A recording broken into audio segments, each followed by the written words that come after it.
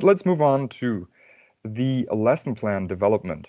And as I've mentioned in the competition for the STEM Alliance IBM SkillsBuild competition, we call for teachers and educators to submit a lesson plan that integrates an IBM SkillsBuild module and a badge into a classroom activity. Now, what is a lesson plan, you may ask, and this is what I would like to focus on a bit now. And I will share my screen in a minute, but we can go step by step through the different sections of the lesson plan. But first of all, a lesson plan, let me explain what this entails usually. A lesson plan is a standalone description of an educational activities to be carried out in classrooms connected to a specific topic, including objectives, pedagogical methodologies, a duration, a target age, and so on. So you can use a lesson plan as an organizational tool, and this helps us to think in an organized manner, visualizing each step of the outline as you work from one concept to the next. It also allows us to reflect on our own teaching performance as we compare methods with a prepared plan. And this is a good way to make adjustment to the teaching styles and the techniques that you might be using. Lastly, it also allows us to replicate in different settings and in collaboration with other teachers the lesson plan that you've created, and this can serve as a good example and inspiration for other teachers across Europe and the world. So it can also be used as training materials for new teachers and other educators. Now, in the next slide, I would guide you through the lesson plan template that you will find also on the STEM Alliance IBM SkillsBuild competition website. You will also find the terms and conditions to participate in this competition, and you will find more information there. But nonetheless, let me now go through the basic information of this template, and you will see that you have a Word document here that contains the basic structure that is needed, and it begins with the title. So this yellow marked title, you can replace this sentence with the title of your lesson plan. I will just call it example title, and you can save it like this. As an author, I think it's pretty straightforward. You just add your name. My name is Bjorn Bachmann. And the school organization, you can add it here as well. For me, this would be European School Net. Now, the overview is quite important, and in this section, I would say keep it short and simple. Really keep it to a maximum of 3 sentences and explain what it is that you will be discussing and organizing in your lesson plan. So a very short summary of what is included, and this will be used also, or this will be useful for other teachers who are interested in this lesson plan to get an idea very quickly of what they can expect from your lesson plan. Let's move on to the key elements. You will see a little table here. For the subject, you can implement it in one subject or in several. So here you can put maths, the science class. It can also be more specific, so if it's chemistry or biology, really just specify in which subject you are implementing this. You will see that to participate in the STEM Alliance IBM SkillsBuild competition, there are 3 categories. And the first one is digital technology. The second one is mindfulness, and the third one is professional skills. And Sam has already given you an introduction and overview of these categories that you will find on the SkillsBuild platform. So here in this section, just specify which one you are implementing and which one you want to participate in. Then please specify your student's age range. Sometimes yeah, it ranges usually across several ages. So just say what age this is appropriate for. Usually the IBM SkillsBuild platform is most suitable for students of 14 years old or older, but you can specify this here. Now, in the preparation time, don't put the time that you needed to prepare the lesson plan, but it is the time that you need to prepare the lesson as such. So imagine you're explaining to another teacher uh, how to implement your lesson. How much time will they need to prepare this lesson? That's the time you should put here. And finally, the teaching time.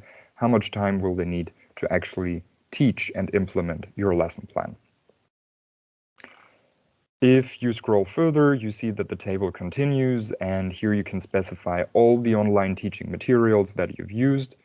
You will also find offline teaching material and the IBM SkillsBuild resources that you used. And in the learning objectives, for this section, let me actually switch to my slides because they give a bit more details on the importance and on the organization of learning objectives. So the first step is to determine what you want learners to learn and be able to do at the end of class. And to help you specify your objectives for student learning, you can ask yourself questions like, what is the topic of the lesson? What do I want learners to learn? What do I want them to understand and be able to do at the end of class? What do I want them to take away from this particular lesson? So just think about these questions. And of course, take also the learner's needs and abilities and their age into account. So it might be different if you speak to students at the age of 14 or if they're at the age of 18 already. And you can also see here, perhaps most of you are familiar with the SMART goals or the SMART objectives. SMART is an acronym that stands for specific, measurable, acceptable, realistic, and time-bound. So we will, of course, share these slides, and I invite you to have a closer look at this. But you can see that specific means that you should try to be as concrete as possible and really work towards clear results. Measurable is very similar. It can, you should, create learning objectives that can be examined afterwards and that where you can assess whether the learning objectives have actually been achieved. Acceptable. This means that the learning objectives should be formulated in a way that it's relevant and significant to the learners. Realistic should mean that it's feasible to actually reach the learning objectives within the means that you have, within your resources, within the time limit also, and within the provisions of your classroom setting. And finally, time-bound means that there is a certain time limit. So is it one class of 90 minutes or is it maybe a 45-minute class? And are the learning objectives feasible within this time limit? Now, for the learning objectives, we have also added a link here, so feel free to check out Bloom's taxonomy levels, and also this can give some inspiration for you. But moving back to the lesson plan template, you will see that the way that you can formulate your learning objectives is in a way that starts with students will. What will they do? Students will learn how to do this and that. Students will be acquainted with a certain subject. Students will, and then you can add, of course, several times. If you have several learning objectives, you can add more. So that's about the learning objectives. We then move on to the lesson plan, and here it's really the grit and bones of your lesson plan. And when it comes to this, when developing and deciding on a learning on the learning activities, it is really crucial to consider the types of activities learners will need to engage in to develop the skills and knowledge required to demonstrate effective learning. And this is basically the implementation procedure. It's the development of knowledge and the competencies that you want to aim for based on your learning objectives. Now, this learning and the steps towards the learning objectives should be directly related to the activities and the experiences that you provide in your class, so that the students are enabled to engage, practice, and gain feedback on specific progress towards these objectives. As you plan your learning activities, estimate how much time you will spend on each, and you can practice this to get a better feeling. You can also implement the lesson plan so you can adapt it before you submit it to the competition. And really plan enough time for extended explanation or discussion, but also prepare to move on quickly to different applications or problems if you feel that the class moves on more quickly. And it's also helpful to identify strategies that check for understanding and students' questions. So it's very simple, actually. You give each activity, each section of your class a title, and you specify what the procedure and the time is. So as an example, you can start with an introduction to the topic, whichever topic it may be. Here you can specify, I don't know, raising questions to the students and having them answer how they know the topic, if they're familiar, if they know what will be talked about, let's say, what mindfulness is. You can ask them, do you know what mindfulness is? Have you had any experiences with this? And then you can give a little prompt, for instance.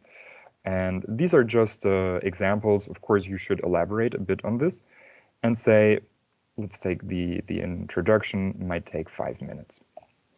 Then moving on, you will have a little exercise, for instance, and you can also have group discussion. It's really up to you. And oops, okay, this is in a different language now. But so you can have a group discussion, and really, if you need more space, you can add more roles to the table, and continue here. Yeah, so really specify the name of the activity, specify the procedure, and specify the time. Now, lesson plan activities, they, as I mentioned, should be directly related to the learning objectives. They should enable the learners to engage, practice, and gain feedback on the specific progress. And they should be related to the abilities, needs, and learning styles. And as I said, please be specific with the time needed. Now, there are some useful questions that you can ask yourself. So for instance, what will I do to explain the topic? What will I do to illustrate the topic in a different way? How can I engage learners in the topic? And what are some relevant real-life examples or analogies, examples or situations that can help the learners to understand the topic?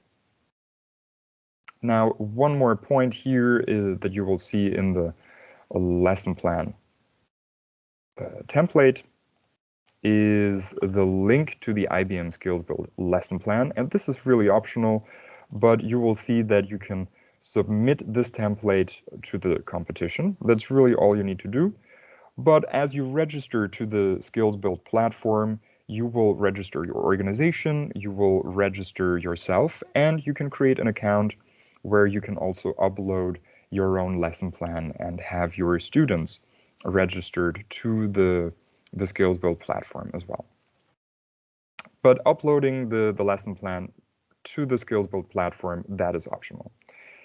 Finally, we have some teachers' remarks, and here You can add any comments or evaluation after you implemented this lesson plan. The license, please note, it should be share-alike, the attribution share-alike CC, BY, and SA. So this allows the most freedom to other teachers to use your lesson plan and implement it in their own settings. And you will, of course, find some more information on the STEM Alliance and IBM SkillsBuild for students and educators. Now, if you scroll further down, you will see that there is a place for annexes. So if you have extra resources, feel free to add them here and attach them to the annex. And you will also see, not only in the annex, but actually if we go all the way up, you will remember that you put your example title here. And if you scroll to this page, the second place, you can also replace it here with your example title. This is, of course, in this case, it's an example. For you, it would be the actual title of your lesson plan.